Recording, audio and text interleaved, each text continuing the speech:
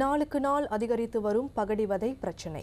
முந்தைய காலங்களில் பள்ளி, கல்லூரி, பொது இடங்களில் மட்டுமே நிகழ்ந்த பகடிவதை சம்பவங்கள் தற்போது வாழ்வாதாரத்திற்காக அதிக நேரத்தை செலவிடும் பணியிடங்களிலும் அதிகரித்து வருகிறது.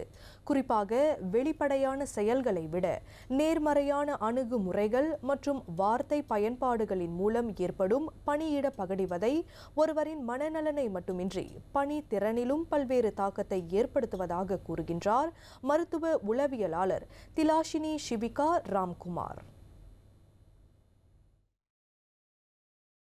பொதுவாக பணியிட பகடிவதை என்பது குறிப்பிட்ட ஒரு தொழில்துறைக்கு மட்டும் வரையறுக்கப்பட்ட பிரச்சினை அல்ல.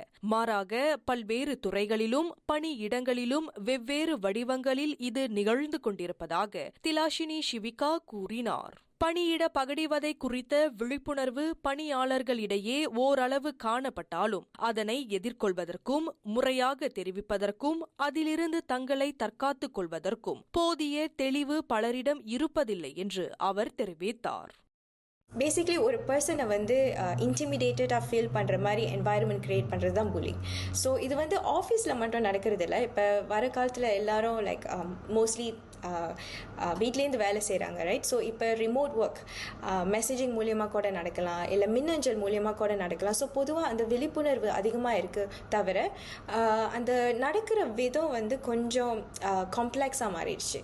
ஸோ நிறைய பேர் முன்னாடி அந்த மைண்ட் செட்க்கு வந்துடுவாங்க, இதுதான் டஃப் ஒர்க் கல்ச்சர், இது நம்ம பொறுத்துக்கிட்டு போகிறது தான் நல்லது. ஸோ அந்த மாதிரி ஒரு மைண்ட் செட் நார்மலைஸ் பண்ணுவாங்க.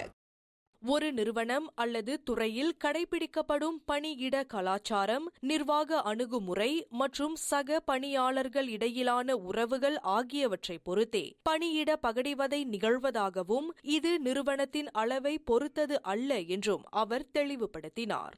குறிப்பாக அதிக அழுத்தம் கொண்ட பணிகளை சிறப்பாக பணியாற்றுவதற்கான உந்துதல் எனவும் கடுமையான அணுகுமுறையை வேலையின் ஒரு பகுதி எனவும் கருதும் பணியிட கலாச்சாரத்தில் பகடிவதை இயல்பான ஒன்றாக மாறுவதற்கு அதிக வாய்ப்பு இருப்பதாக திலாஷினி விவரித்தார்.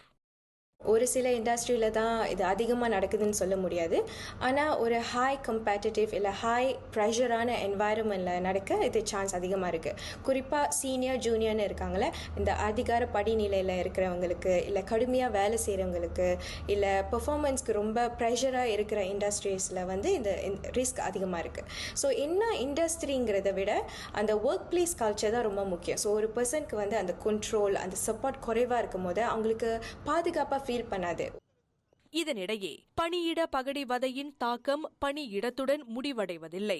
மாறாக அது ஒருவரின் தனிப்பட்ட மற்றும் குடும்ப வாழ்க்கையிலும் மிகப்பெரிய பிரச்சினைகளை ஏற்படுத்துவதாக திலாஷினி எச்சரித்தார். இந்த இம்பேக்ட் எல்லாம் ஒர்க் பிளேஸ், அந்த ஆஃபீஸ், அந்த நிர்வாகத்தோடு முடிஞ்சிடாது. இது அவங்க வீட்டுக்கும் எடுத்துகிட்டு வருவாங்க.